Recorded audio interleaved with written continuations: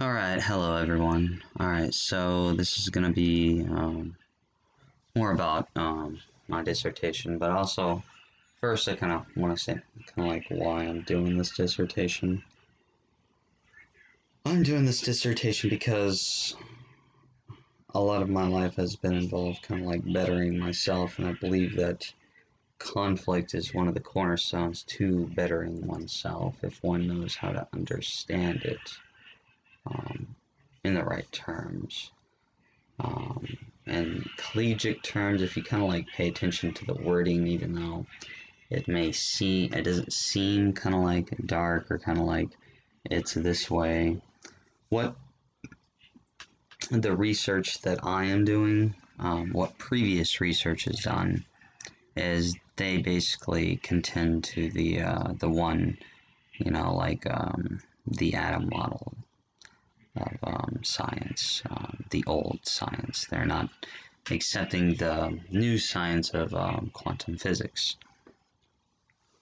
And it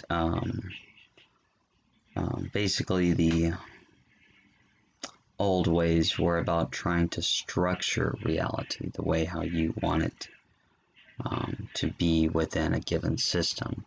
That's why everything's in systems and systems and more systems. It's all boxes, boxes, boxes. Well, quantum physics thinks differently in that everything is one. The cosmic web where everything is connected by kind of like um, energy or light is a good example, and just alternative, accepting alternative perspectives more and things of that nature. But all right, on to the dissertation. But before I do, so you see one of the pictures, the one with the dragons and the two and the sun and the moon. Well, I'm gonna be getting a tattoo somewhat like that on me. My tattoos on my body, those are gonna tell a different story. Or yeah. All right. Well, anyways, or anyway, um,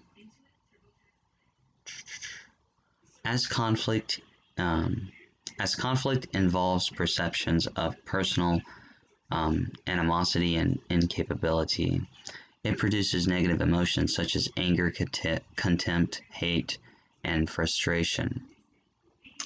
The way people perceive a situation may have nothing to do with its reality, and different individuals construe the world differently, influenced by personal experience, culture, and power, which determine how much attention, disposition, and response is given to any stimulus. Several studies document that both avoiding and dominating conflict styles increase task conflict as well as relationship conflict and stress. However, avoidance, especially um, unintended avoidance, could have more detrimental effects on the parties involved. And avoidance conflict handling style by managers may lead affected subordinates to undergo distress associated with uncertainty in situations that are perceived beyond their control. In an uncertain environment where there are no cues, people can spend a lot of time and energy guessing while they try to make sense of their situation and often end up feeling frustrated or stressed. Procedural justice and interactional justice interact to influence judgments of fairness. And interactional justice is one of the major components of procedural justice. Studies show that people are more likely to believe that procedures are unfair when no procedural information exists that says otherwise. While justice lies in the eye of the beholder, people respond to what they perceive, not necessarily to what is objectively real. Perceptions of injustice stem from a comparison between the way people expect the procedures to be and the way they actually are. Managers play an important role in forming subordinates' perception of justice. An employee's trust in his or her manager is dyadic and interpersonal, and is derived from their observations of the manager's behavior. There is a high correlation between subordinates' judgments and their manager's procedural and interactional justice, and their trust in the manager. Adequate explanations and timely feedback on decisions enhance perceptions of trust. People's judgments of how much to trust the other party is central to their appraisal of the nature of their relationship. A manager's avoidance leads subordinates to question his or her benevolence toward them as his or her behavior fails to show certain for his or her employees' welfare. Conflict avoidance intensifies the negative emotions aroused during the original conflict, giving rise to a negative experience within the broader organizational environment. Managers need to be more sensitive to team affairs so as not to engage in unattended avoidance.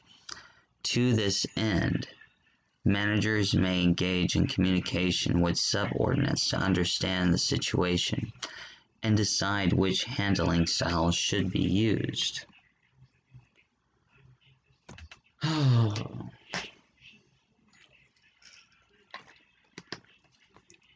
The study suggests that the servant leaders manifest conflict management styles which are more persuasive, humane, and participative. Their chief strategies for resolving subordinate conflict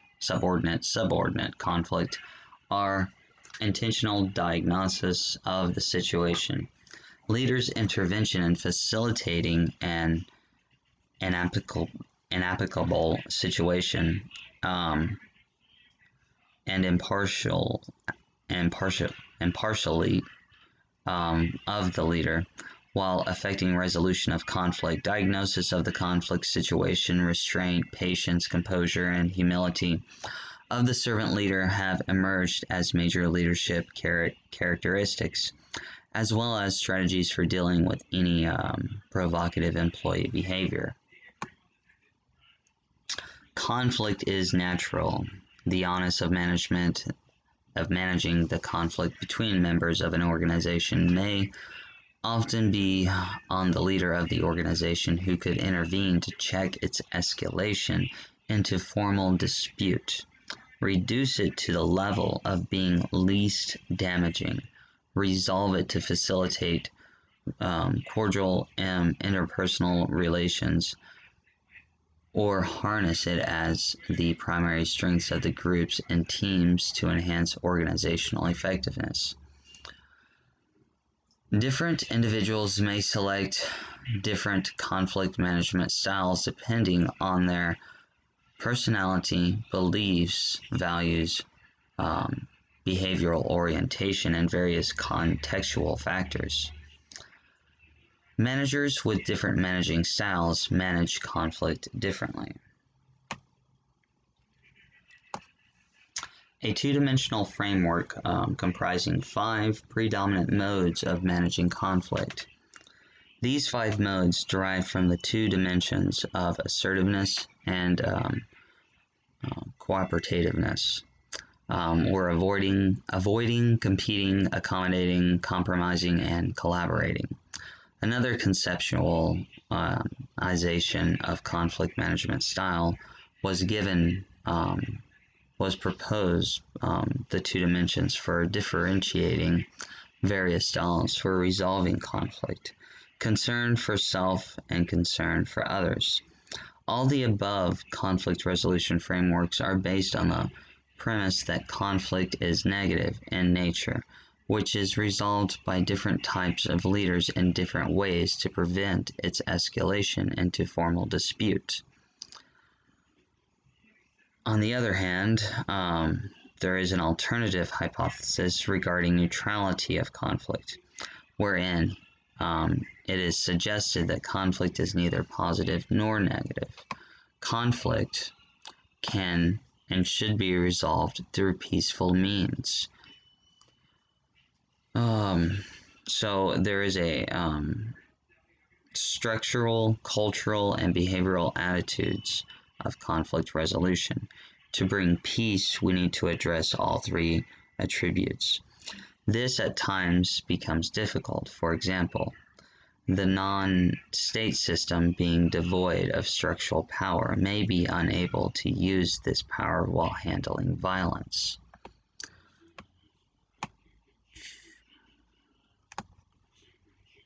The restoration of health, the restoration of peace is dependent on the tripod of diagnoses, prognoses, therapy, debate, discussion, open channels of communication, etc. are part of this tripod while resolving conflict. Galtung belief that conflict can be resolved through peaceful means may be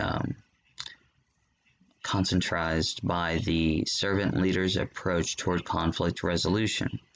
In the present study, it was assumed that servant leaders, with their components of listening, service, persuasion, appreciation for others, healing, honesty and integrity, etc., are likely to adopt conflict resolution techniques which may be more peaceful, persuasive, and humane than what has been theorized in conventional literature.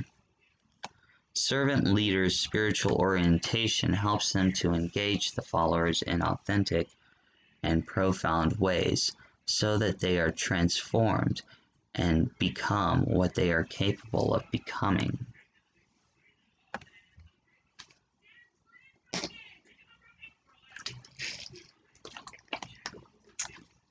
The three qualities of spiritual leader: vision, altruistic love, hope, faith,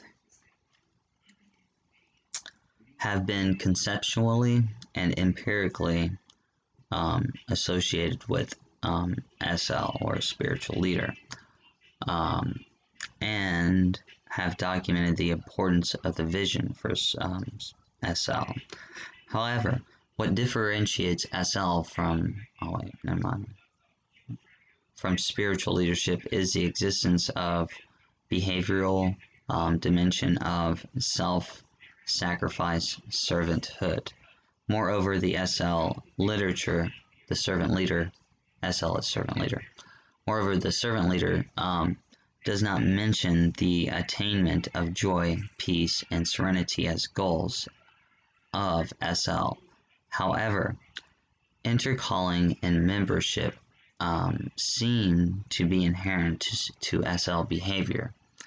The sense of intercalling and meaning may drive servant leaders to assist others to develop these values. Interestingly, even servant leaders may sometimes exercise authority and impose their solution on the subordinates if none of the conflicting parties is ready to see eye to eye with each other. Carrying the credibility of being fair leaders, they persuade the conflicting employees to accept their rarely used authority for ensuring cohesion and harmony in the organization. These findings suggest that servant leaders can play the role of a mediator as well as an arbitrator, depending on the requirements of the situation. If nothing works, the servant leader may ultimately resort to separating the conflicting parties by putting them in different divisions or teams. In the government sector, because of ease of transferability of employees, the leaders could choose to exercise the option of separating uncompromising and unmanageable employees. Leaders in the private sector may also go for this option as a last resort.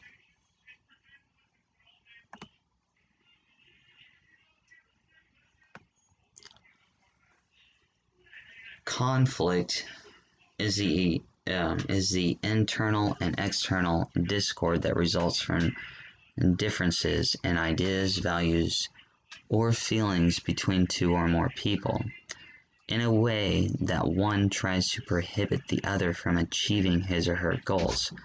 Conflict occurs in organization whenever managers and employees are interacting and there is a misunderstanding, disagreement, and a competition between them owing the differences to their beliefs, values, goals, feelings, attitudes, ideas, needs, interests, and resources. Thus, conflict occurs in individuals, between groups, and between organizations. Personal and organizational factors cause conflict in organizations. Personal factors such as employee personality, values, attitudes, beliefs, knowledge, abilities, and skills can contribute to conflict. Organizational factors include heavy workload, time pressure, resource scarcity, unclear job descriptions and responsibilities, role ambiguity, job uncertainty, poor communication, occupational stress, ambiguous rules and policies, managerial expectations, and organizational changes are also the main reasons for organizational conflict. There are three views about conflict: traditional behavioral, and interactionalist.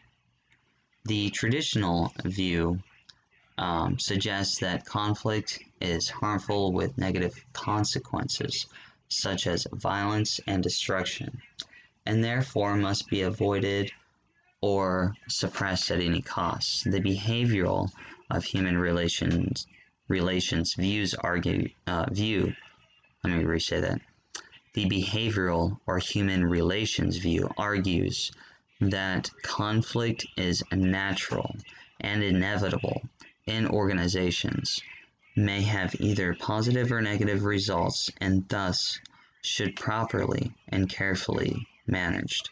Finally, the interactionist views proposes that conflict is good and necessary for organizational growth, productivity, and hence should be embraced and advocated.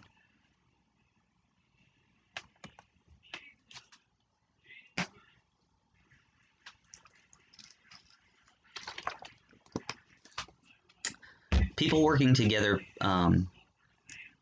possess different characteristics, traits, beliefs, values, habits, needs, and expectations. Hence, organizational conflict is natural and inevitable. Conflict can be functional or dysfunctional. Too much conflict increases frustration, anxiety, depression, and stress among employees, promotes apathy, suspicion, distrust, disintegration, disharmony, disorder, and hostility, and reduces their morale, motivation, and productivity. Communication problems, misunderstandings, role disputes, and low satisfaction and commitment are signs that too much conflict is occurring among employees, which have detrimental effects on both employees and organizations. Employees experiencing too much conflict become more emotional and may lose their focus on tasks and duties and become less productive. Dysfunctional or destructive conflict can demoralize staff, decrease motivation and satisfaction, increase absenteeism and turnover, reduce collaboration, and is detrimental to patients. Hence, conflict must be managed effectively, otherwise it causes further problems and reduces organizational productivity. Healthcare managers must be able to identify conflict and its sources so they can use appropriate conflict resolution strategies to combat or stimulate conflict. Conflict management is the process of recognizing the conflict, determining its type and intensity, evaluating its effects, determining and implementing appropriate intervention strategies, and measuring their results. Conflict management aims to maintain conflict level to the point that causes a dynamic, live, and creative organization, encouraging people to be innovative and productive. Managers should encourage functional and constructive conflict and combat destructive conflict.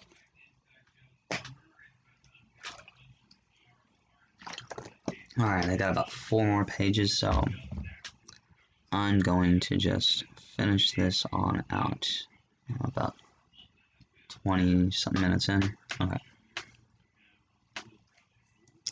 Conflict management skills help managers to develop a trust atmosphere among staff in the organization so that employees can easily express their opinions.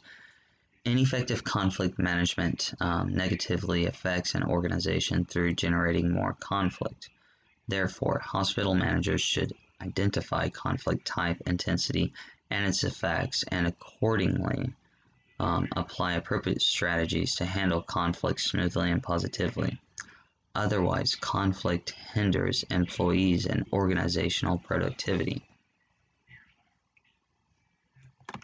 Personal and cultural differences increase miscommunication and misunderstandings, which in turn may result in conflict. Communication has a crucial role in conflict. Hospital managers should create open and clear communication channels in the organization, so employees can easily communicate and share information.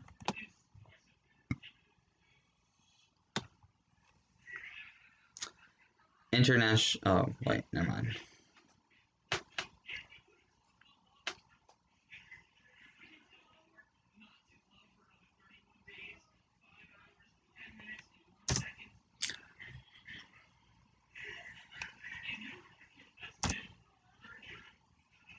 What's going on? There we go. Okay.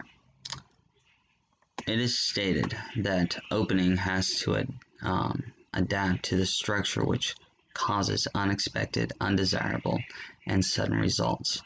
How operating behavior during this period is stated in the chaos complexity theory. Thus, it is pointed out that organizations can evaluate the environment from not only one perspective, but also different perspectives. Okay, so the first part of this theoretical information is about the chaos term.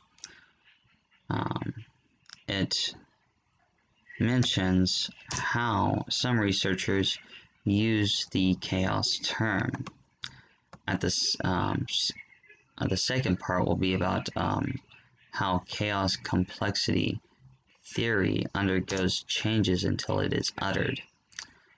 The importance of chaos complexity theory from administrative perspective has been mentioned. The last part contains some main features of chaos complexity theory. In this regard, some basic properties like the butterfly effect, mutual attachment, edge of chaos, and self-organization have been analyzed in this study. Okay. So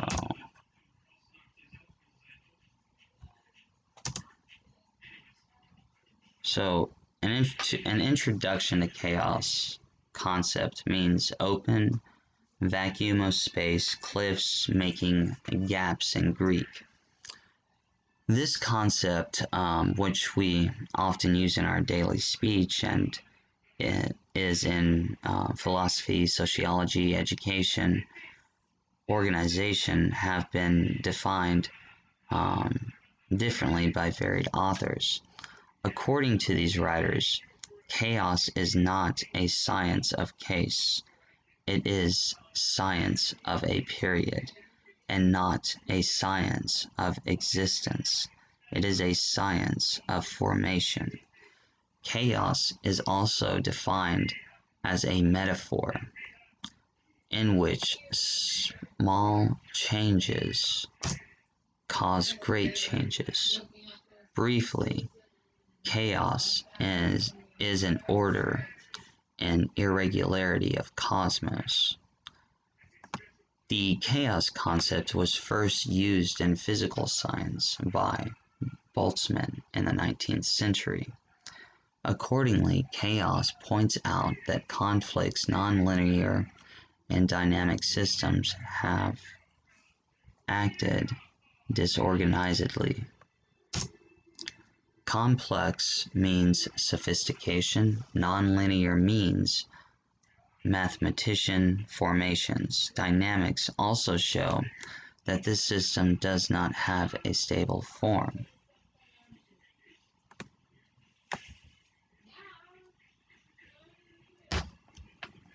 Chaos theory. One of the theories having come into prominence in organizational studies recently is an approach which allows individuals to look at the environment they live in a different way again.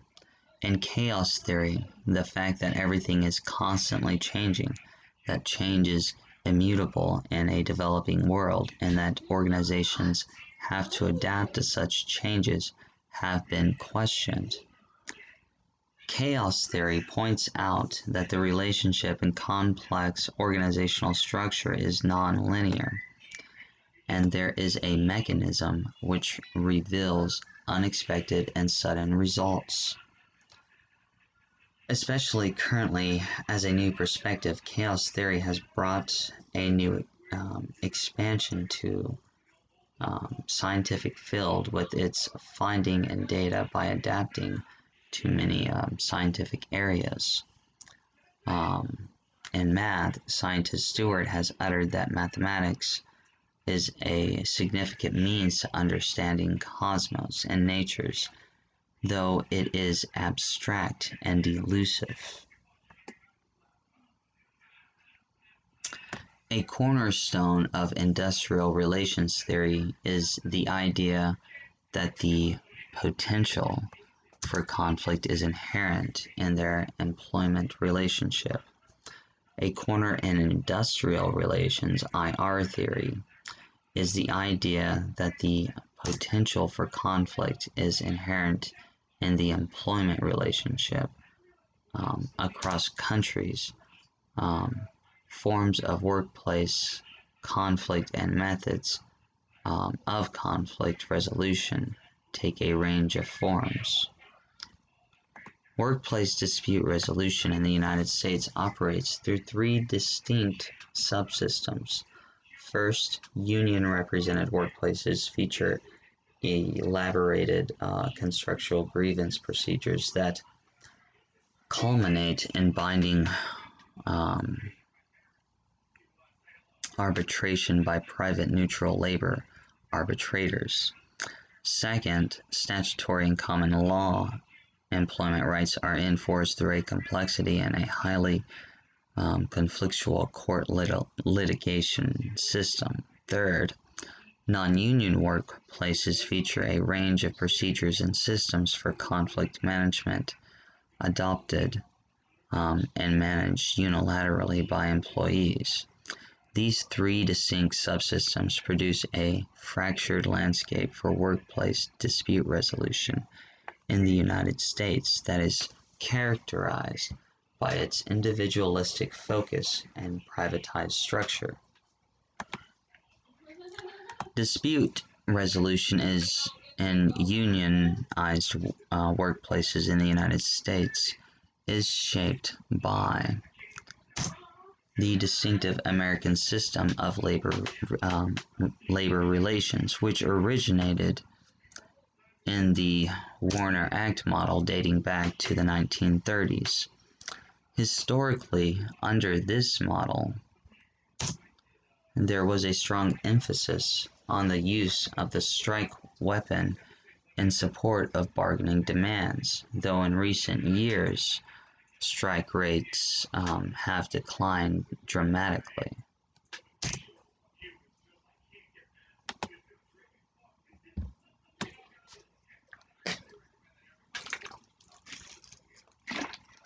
For interest disputes over the terms of a new labor contract, the government has no provision for direct intervention to resolve the conflict by imposing teams. These features reflect the strong emphasis in the United States system on encouraging the parties to resolve conflict labor management disputes voluntarily. At the same time, they accept the use of the strike weapon in contractual renewal disputes or contract renewal disputes. U.S. labor relations were concerned about the disruptive effects of industrial conflict over workplace issues during the term of the collective agreement. This led to widespread adoption of grievance procedures, culminating in binding arbitration to resolve workplace disputes involving the application of a contract. The standard grievance arbitration procedure in a unionized workplace in the United States typically involves 3 to 5 steps. A grievance filed by a union is discussed by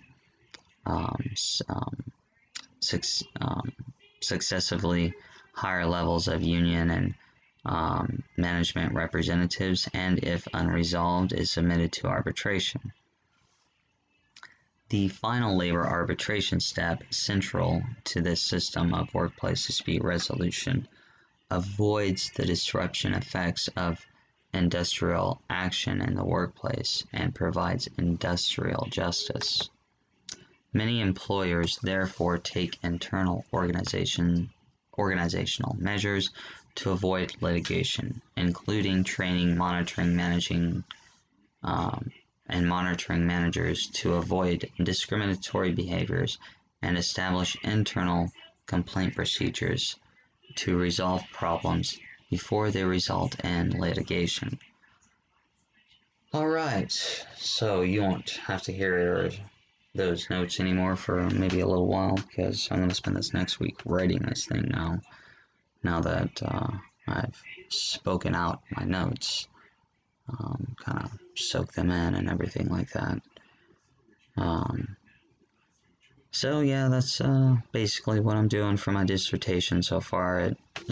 On the notes are just loose portions of things that I'm going to be putting together.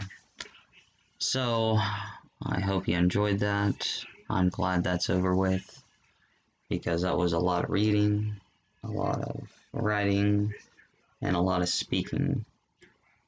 So, but if anybody has any questions or wants to discuss anything about conflict resolution or anything like that, feel free to, give me your ideas if you want. But I've been going a little over 30 minutes, so I'm gonna get off of here now. Y'all have a good one. Bye.